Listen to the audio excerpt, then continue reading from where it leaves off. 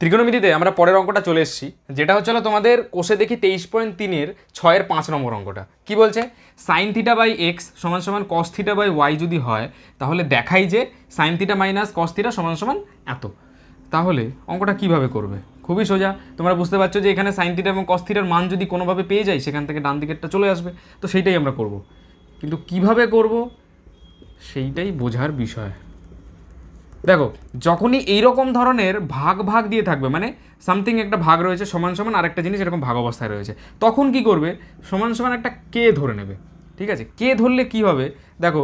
তো কে ধরলে কি হলো ব্যাপারটা? সাইন থিটা বাই এক্স সমান সমান কস থিটা বাই ওয়াই সমান সমান কে। এর মানে কি? এর মানে হলো সাইন থিটা বাই এক্স সমান সমান কে। এটা বলতে পারি। তাহলে সেটা যদি আমরা বলতে পারি, তাহলে লিখবে অতএব সাইন থিটা বাই এক্স সমান সমান কে। বোঝা যাচ্ছে? আবার ডান দিকে এই কস থিটা বাই ওয়াই সমান সমান কে বলতে পারি। কস থিটা বাই ওয়াই সমান সমান কে বলতে পারি, কারণ তিনটেই পরস্পরের সাথে সমান। ঠিক আছে, বা তাহলে এখান থেকে যদি সাইন থিটার মানটা বের করি, কত আসবে? কে ইন্টু এক্স আসবে। কী করে কে ইন্টু এক্স আসলো? আমরা বজ্রগুণন করেছি। যে বজ্রগুণন না জানো সে কমেন্টে জানাবে। এখানেও কী করবো? বজ্রগুণন করবো, কে ইন্টু ওয়াই করলাম, হয়ে গেল। সাইন থিটার মান পেলাম, কস থিটার মান পেলাম। তো এবার তোমাদের মাথায় আসবে, আরে দাদা তাড়াতাড়ি বসিয়ে দাও এখানে এখনই বসিয়ে দাও, অ্যান্সার চলে আসবে। না, কেন হবে না? কারণ সাইন থিটার জায়গায় যদি আমরা কে এক্স বসাই, মাইনাস কস থিটার জায়গায় যদি আমরা কে ওয়াই বসাই, দেখো ডান দিকেরটা কি এসছে? ডান দিকে যেটা ছিল সেটা কি এসছে? কেন আসেনি? কারণ এখানে কে আমাদের অজানা। তার মানে কি এই কে এর মানটা আমাদেরকে কোনোভাবে বের করতে হবে। সেটা কিভাবে বের করব? সেটা বের করতে হবে এখন আমাদের ত্রিকোণমিতির ফর্মুলা কাজে লাগিয়ে। কি ফর্মুলা? দেখো, কে সমানে সাইন থিটা সমান সমান একটা কে দিয়ে একটা আছে, কস থিটা সমান সমান কে ওয়াই আছে।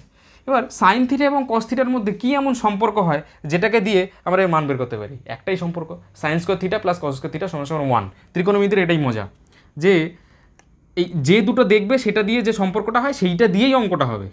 তো সেইটা কি এক্ষেত্রে? Sine square theta plus cos square theta. ঠিক আছে, অঙ্কটা পড়ার সময় তোমরা বুঝতে পারছো যে সাইন থিটা বাই এক্স সমান সমান কস থিটা বাই ওয়াই সমান সমান, এখানে দেখাই যে sine theta minus cos theta, মানে পুরো অঙ্কটাতেই রয়েছে সাইন থিটার কস থিটা।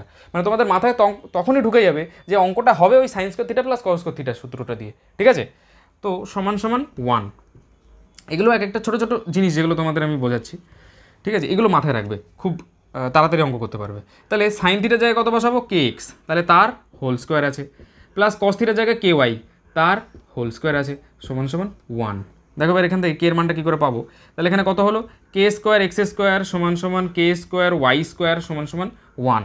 তো এখানেও কে স্কোয়ার আছে, এইটুকুর মধ্যেও কে স্কোয়ার আছে, এইটুকুর মধ্যেও কে স্কোয়ার আছে, তাহলে কে স্কোয়ার কমন যাচ্ছে, তাই তো? K square common, sorry, k square যদি কমন যায় তাহলে কত পড়ে রইল এখানে? X square plus y square সমান সমান ডান দিকে 1। বোঝা যাচ্ছে? বা খালি কে স্কোয়ারের মান বের করব, সমান সমান কত হবে?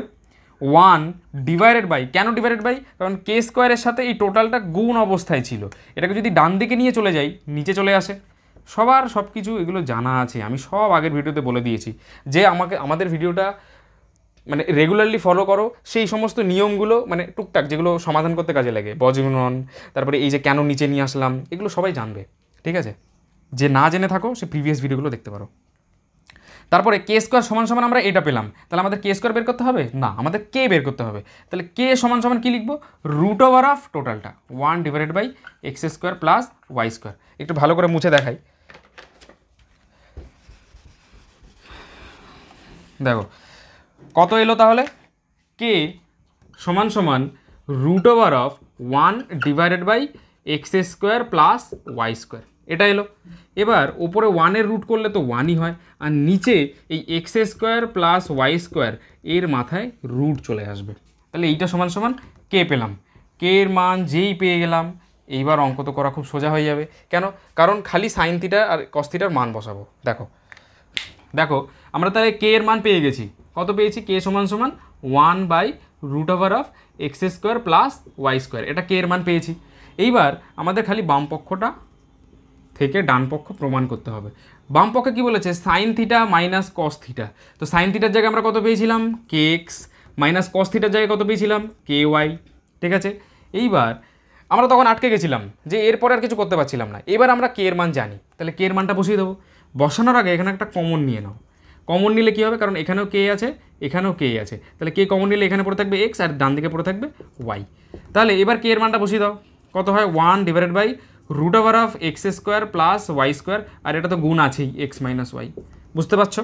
এরপর দেখো কী হবে, এক্স মাইনাস ওয়াই এটা কিসে রয়েছে, এটা ওপরে রয়েছে, কেন? কারণ যে কোনো জিনিসের নিচে মনে মনে একটা এক থাকে, ঠিক আছে? আর এটাও একটা ভগ্নাংশ, এটাও একটা ভগ্নাংশ হয়ে গেল, তাহলে ওপরে ওপরে গুণ হয়ে যায়। এক্স মাইনাস ওয়াইয়ের সাথে একের গুণ হলে এক্স মাইনাস ওয়াই থাকে, আর নিচে root over of x square plus y স্কোয়ারের সাথে এক গুণ হলে root over of x square plus y স্কোয়ারই পড়ে থাকে। দেখো ডান পক্ষ চলে এসছে, x minus y divide by root over of x square plus y square চলে এসছে। তার মানে কি বাম পক্ষ সমান সমান ডান পক্ষ, ডান পক্ষ চলে এলো তো এটা, ব্যাস। তাহলে ব্র্যাকেটে লিখে দেবে প্রুফড। একদম ভাঙিয়ে ভাঙিয়ে অঙ্কটা বোঝার চেষ্টা, মানে তোমাদেরকে বোঝানোর চেষ্টা করেছি।